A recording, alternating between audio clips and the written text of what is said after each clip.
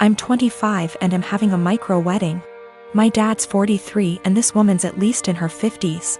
My dad and this woman have been together like 3 to 4 years at this point. I've never met her as they live on the opposite side of the country. I've had about 3 to 4 conversations with her over the phone and grow more annoyed every time.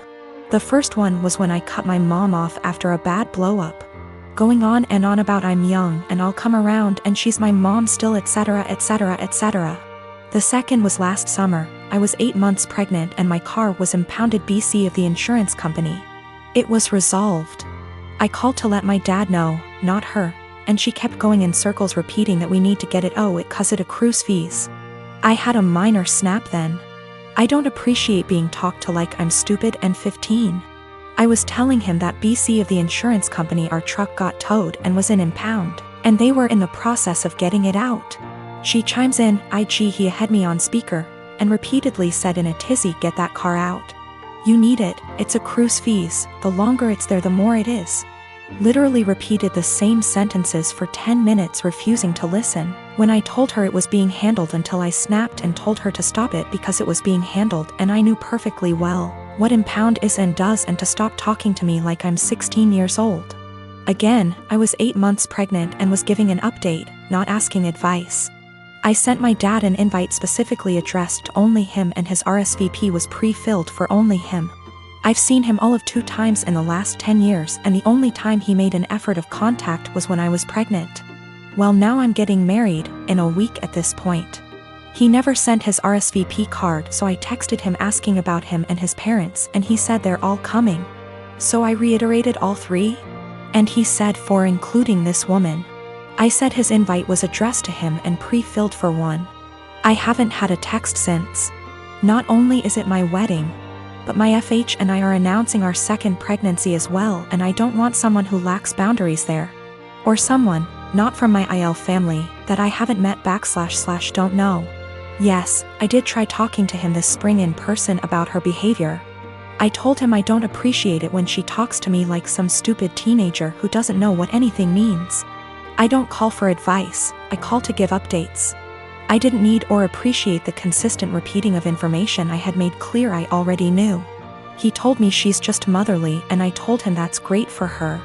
But I'm not her child, I'm not her friend, and I don't need another mother.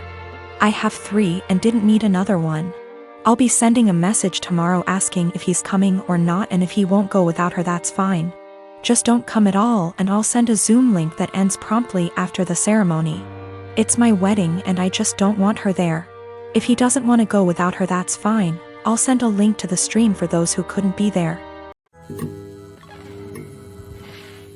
My partner has been through a lot. We had been dating for 2 years and planning a life together when she was diagnosed with cancer. At the time she was in school for a dual graduate degree program and managed to finish it. Treatment was rough on her and she struggled a lot through it, and hasn't done well mentally dealing with the unfairness of it all. How different her body is after surgeries, and the fear of it coming back. All perfectly understandable, and I've been as supportive as I can throughout it all. Now all that said, she went into the graduate programs after we started dating, and one of the degrees was at a very expensive school for something that was only related and not required for the work she planned on doing, which would never pay very well. I questioned her about it gently at the time, but she was adamant about getting the expensive degree. It was her life. And we agreed it would be fine, because we could utilize public service loan forgiveness to pay off her debt that would total $100K. This was before cancer. I earn a considerable amount more than her. When we started dating I made 4x, and even with her degrees I make 3x what she does. I've always been happy to spend money on her. And after having moved in together over a year ago and proposing shortly after, I really went into the mindset of it being our money. When we moved in she was finishing her degrees and I covered 100% of our bills, including some tuition costs for an extra semester since she was slightly delayed by her treatment. This was totally fine because school was her job and she'd be able to contribute when she graduated, and even though I make much more, if we are both working full-time jobs it felt fair. Now that she has graduated and started working, she is miserable at her job mostly because she is incredibly anxious that she isn't doing it well, and doesn't feel like her school prepared her. She was already prone towards anxiety and depression. She takes medicine for it. But mentally she is in a very bad spot because of all this. On top of that, she feels like she doesn't doing enough for her health, mostly exercise, to keep her healthy to reduce the cancer from coming back, but she says she is too tired after work to do much else than occasionally go on a walk. Recently she got the idea in her head to start working half weeks to give her more time to exercise and stress her out about work less. She says not knowing for sure how long she'll live has changed her priorities about working. Before all this she was a pretty driven type of personality, working multiple jobs. But working part-time doesn't meet the requirements for public service loan forgiveness. We've talked about it extensively and she feels it is important for her to work part-time. But I am not very comfortable with the idea for many reasons. I get where she is coming from in her needs, but feel like she is looking for a quick fix to her problems. That puts us in a pretty big hole financially because she is so miserable instead of fully dealing with her problems. I'd be more okay with it if it was short term while she sorted through some things, but she says she just wants more time to exercise and be stress-free, so she doesn't know when that would end. I just feel like she is taking our relationship, which is already unbalanced, and asking to make it a lot more so, and solely because she is in a position to do so because of my job. We can financially afford it, but I haven't been able to come to terms about the disproportionality it would create in our relationship. P.S. My longtime partner wants to start working half-time to relieve her work stress and give her more time to take care of her health, but it makes me uncomfortable because she has $100,000 of debt and it would make our relationship very unbalanced. My dad practically gave me up to his sister from the moment I was born. My mom died when she was giving birth to me, and my aunt told me he never recovered from that because he blamed me for her dying. It hurt a lot as a kid that at family events he would ignore my existence. When I was a little older he got more vocal about me killing her, and he can't stand to look at my face. You can imagine the amount of therapy that put me in. I used to go to church crying because I was scared about going to hell for doing that to my mom. That's how much his words me up. But the shitty part was that I never stopped trying to be accepted by him. After my high school graduation he told me to never bother him again since he legally has no obligation to me anymore, since he was sending my aunt money to take care of me. Around that time is when I finally started accepting that reality, so from there we moved on with our lives. My aunt doesn't talk to me about him. Sometimes my grandparents do, and that's how I found out he got married. They were mad he didn't invite me to their wedding, but to me it didn't matter because we're not close. But it was his wife who wanted to meet me. It's the first time ever that he wants to make contact, and it was to pretty much say she wants me on their life. She doesn't know the real reason about why we're estranged. He asked me to please not say anything, and maybe this could be a way to reconcile after all. But he was only doing it for her. That much was clear when we talked. I never said I would be. He still insisted on us meeting at their place because she really wanted to meet me. All she thinks is we were estranged for not getting along in my teenager years, going to college and losing touch because of life stuff. It pissed me off that he played it off as us just not talking for petty reasons. Meanwhile, the actual reason damaged me for years. I told her the truth. Everything he said to me. That he was never a parent to me, that was all my aunt. It was definitely a shock for her. The outcome was a disaster. Everyone has heard about this now. My grandmas in particular told me she understands my anger. But this was his chance finding someone since losing my mom, and now it's been put in jeopardy.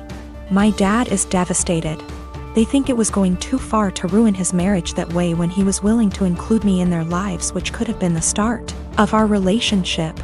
And they say not only did I ruin that, but also possibly wrecked his marriage. She just doesn't agree at all with what he did, and it could have been avoided if I didn't say anything. For me, it was hard not to tell the truth after the lies made it seem like it was nothing serious. I couldn't ignore what happened after what it did.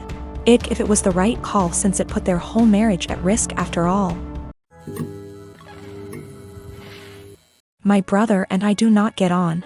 When we were younger, he'd go out of his way to make my life a living hell. To my parents' credit, they did tell him off for it when they caught him, but they both worked long hours and didn't have the energy to deal with our arguments. This continued into adulthood. He was salty that he failed his college course the first time around. There was a bad argument in our family a while ago, and it all started because I refused to decorate my brother's living room. I won't go into too much detail, but he wanted a pretty hefty discount. I said no, and he threw a tantrum.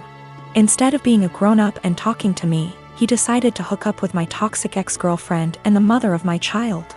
I can't go into a lot of detail about what she was like, but she was not a nice person. She never really bonded with our son when he was born, and I was left to do everything by myself. She eventually walked out on us and refused to have any contact with our son. She'll post on Facebook now and then about her beautiful baby boy to get sympathy votes, but that's about it. I have been a single dad for almost 3 years now, and I absolutely adore my son, but it hurts to think that one day he might question why his mom didn't want anything to do with him. How am I supposed to explain that to him? Anyway, it bothered me when my brother told me they'd hooked up together. It hurt even more when he started dating her. It had taken me so long to get over what she did to me and my child, and now my own brother was bringing her back into my life. Yesterday we had a family video call. Parents are high risk and we're not taking any chances. When my brother decided to announce that he and my ex were expecting, I just froze. I didn't know what to do or think. I could feel myself starting to cry a little bit, and it got a bit harder to breathe. Eventually, I decided to just congratulate them and then made up some lie about needing to put my son down for a nap and left. I received a bunch of messages from my brother and his GF telling me that I stole their thunder. After I left, my parents and some other family members started worrying if I was okay, and not really focusing on their news. My uncle told me that I should have just been a man and stuck it out instead of making excuses to get out of it. After all, it was expected that our kids would be raised around each other. I feel like maybe I shouldn't have left the call, but at the same time it would have been worse if I'd stayed and had a full-blown panic attack in front of everyone. Some of the family members are split and have argued that I won't be able to avoid my brother and his family forever, but others believe I was in the right to leave that situation. I don't know what to think. My parents aren't happy, but they don't have the energy to deal with all the hassle my brother would cause. They actually cut him off for a little while when he started dating my ex, but he phoned them constantly and, again, can't go into much detail, but he said he'd do something not so good. They keep him at arm's length, but I have told them not to cut contact because of me. If they want to cut contact on their own accord, then that's fine, but I do not want to be the reason that they have to deal with his tantrums. The rest of the family, for the most part, weren't happy about it but accepted it, or pretended to. When they started getting a bit more serious, my uncle, who told me to be a man, thought it was funny. That's just the kind of person he is. Not for my sake, but for the sake of my son. I don't want to put him through all that.